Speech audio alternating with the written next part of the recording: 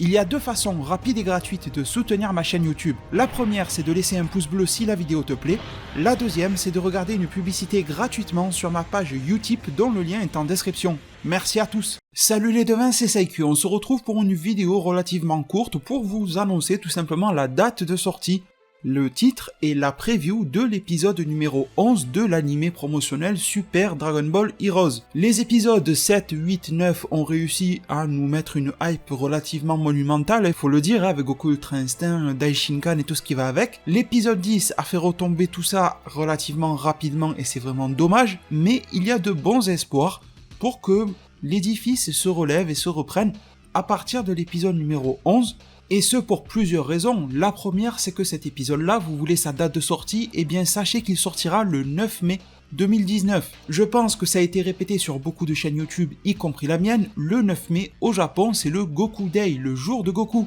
Donc j'espère vraiment que Dragon Ball Heroes aura la finesse d'esprit de nous apporter quelque chose de relativement épique sur Goku, le jour de Goku dans Super Dragon Ball Heroes. Si une nouvelle fois Goku Ultra Instinct se fait ridiculiser face à Hearts et Lags dans l'épisode 11, le jour de Goku, ça risque d'être limite quand même. D'ailleurs, je vous informe également que la nouvelle Universe Mission numéro 8, je vous mets le lien du trailer officiel en description, donc ça concerne le jeu vidéo et les cartes, eh bien sortira le 9 mai également.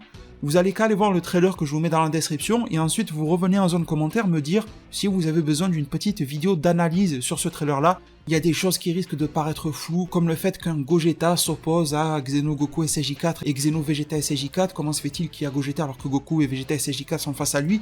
Enfin bref, si vous avez des questions de ce type là, vous me le dites et j'en ferai une vidéo. C'est pas encore sûr que je fasse la vidéo sur la Universe Mission 8, ça dépendra de vous en zone commentaire. Et sinon, pour revenir sur l'épisode numéro 11, on a également le synopsis officiel, donc du site officiel de cette série-là, qui nous a été traduit, je le remercie, en français grâce à Dragon Ball Super-France.fr. Le titre de l'épisode 11 à sortir le 9 mai est « Féroce combat, le sommet de la bataille décisive ». Donc au titre, vous comprenez qu'on s'approche de la fin de l'arc. J'avais vu une petite rumeur disant que l'arc se terminerait en épisode 12. Donc je ne sais pas exactement si ça va se clôturer en épisode 11-12, mais ça a l'air d'être dans ces eaux-là. Donc raison de plus, Goku Day plus fin d'arc, histoire d'avoir un Goku que tu relèves à son maximum. Pour en savoir un petit peu plus, et vous allez voir que là sur Goku on n'en apprend pas grand-chose, on nous dit dans le synopsis que Vegeta, tremblant d'une violente colère, s'éveille au Super Saiyan Blue Evolution.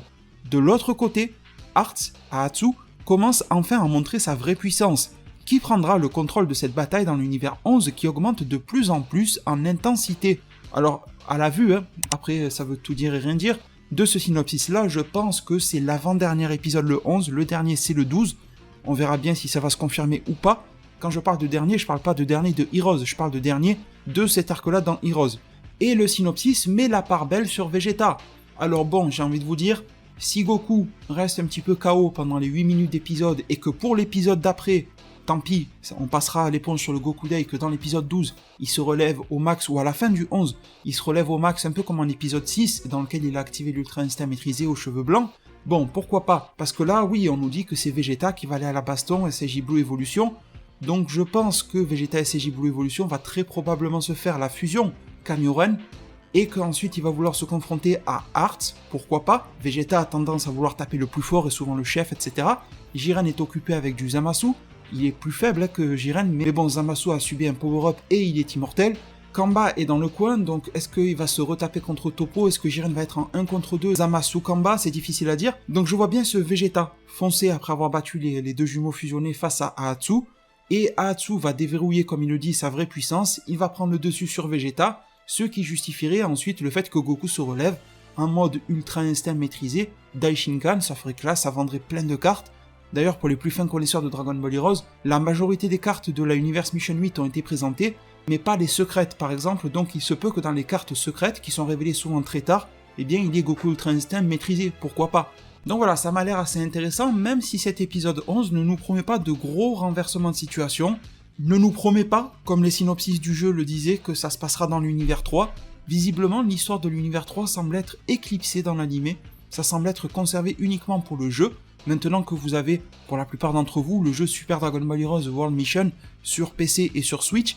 vous avez vu que les scénarios, en termes de dialogue, d'informations apportées, sont largement plus étoffés que l'animé de 8 minutes. Rien que si vous allez dans le mode arcade, pourtant le mode arcade c'est pas le mode histoire, vous allez dans les Universe Mission 1 et 2, vous les comparez à ce qu'on a eu dans l'animé au début avec Fugue, Goku SJ4 et compagnie, vous allez vite voir la différence en termes d'apport scénaristique. Le jeu est beaucoup plus complet. Donc voilà les devins, j'en ai fait le tour. N'hésitez pas à aller checker les vidéos sur ma chaîne, c'est assez fouillé, c'est assez fourni, j'en publie une par jour quasiment. Les 2 dernières en date, c'était bien une rediffusion de live avec DB Times concernant l'avenir de Dragon Ball Super. Et l'avant-dernière vidéo, c'était ma review du chapitre numéro 47 du manga Dragon Ball Super avec Majin Buu, Goku, Vegeta sur Namek contre Moro. Des choses très intéressantes à propos desquelles je vous partage mon avis, les qualités et les défauts à mes yeux et également mes prédictions par rapport au futur de la série. Je vous remercie à tous, bien évidemment le pouce bleu si cette vidéo là vous a plu. Si vous vous sentez d'aller un petit peu plus loin au soutien, ça reste gratuit, ne vous en faites pas, c'est sur ma page Utip, le lien est en description également. Prenez tous super bien soin de votre futur, et à plus pour de prochains arts divinatoires.